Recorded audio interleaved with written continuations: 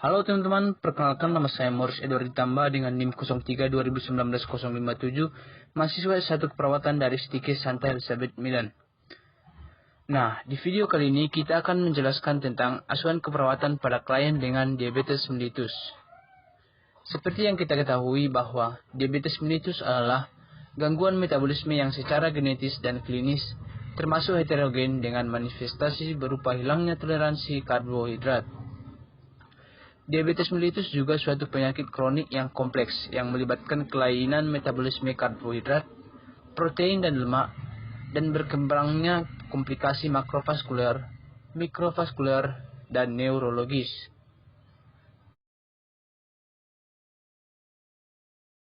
Etiologi dari penyakit diabetes mellitus yaitu diabetes tipe 1 dipengaruhi oleh yang pertama itu faktor genetik, yang kedua itu faktor imunologi, yang ketiga itu faktor lingkungan.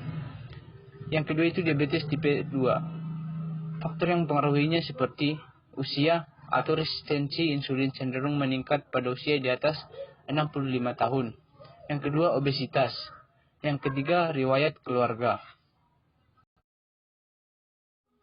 Patofisiologi diabetes mellitus.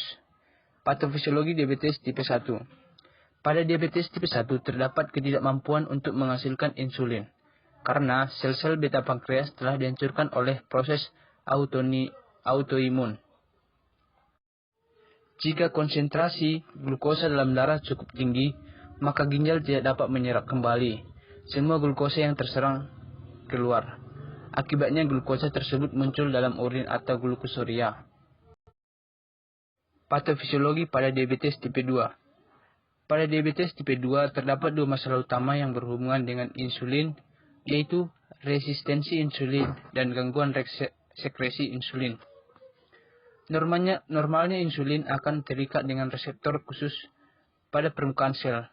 Sebagai akibat terikatnya insulin dengan reseptor tersebut, terjadi suatu rangkaian reaksi dalam metabolisme glukosa di dalam sel.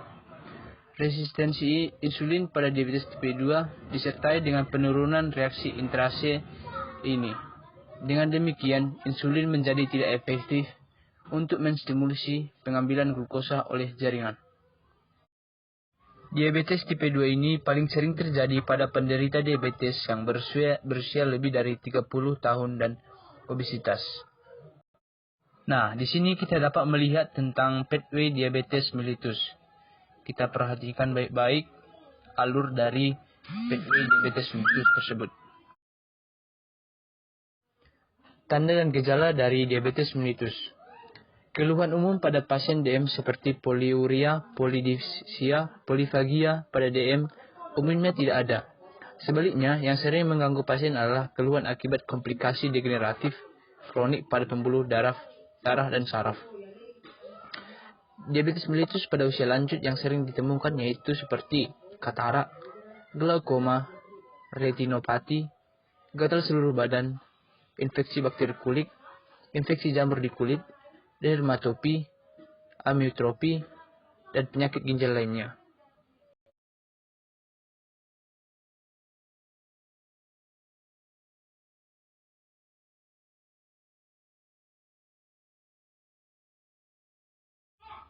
Pemeriksaan diagnostik diabetes mellitus. Nah, pemeriksaan yang pertama itu pemeriksaan gula darah. Yang kedua itu tes toleransi glukosa. Tes toleransi glukosa itu terbagi menjadi oral, yaitu pasien mengkonsumsi makanan tinggi karbohidrat sekitar 150-300 gram selama 3 hari sebelum. Komplikasi yang terjadi pada diabetes mellitus.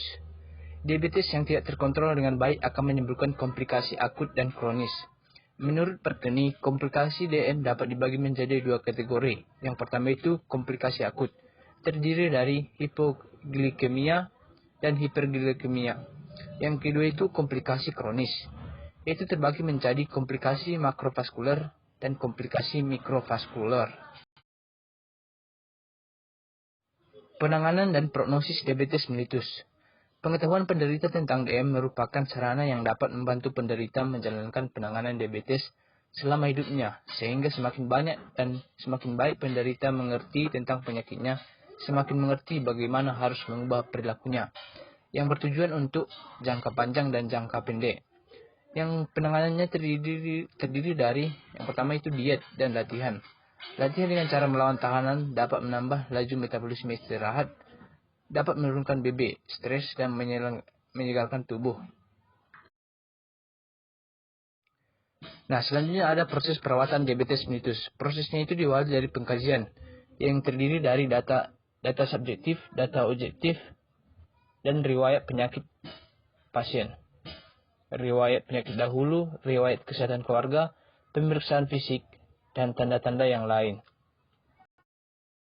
Diagnosa keperawatan yang dimaksud itu seperti defisit volume cairan, ketidakseimbangan nutrisi, kerusakan integritas kulit, risiko infeksi berhubungan, risiko gangguan, hambatan mobilitas, nyeri yang berhubungan, dan penurunan rawat diri berhubungan dengan kelemahan. Yang ketiga itu ada perencanaan atau intervensi. Klien dapat mendemonstrasikan hidrasi adekuat dengan kriteria yang pertama itu nadi peripher dapat teraba, yang kedua vital signs dalam batas normal, yang ketiga itu kadar elektrolit dalam batas normal atau intervensi.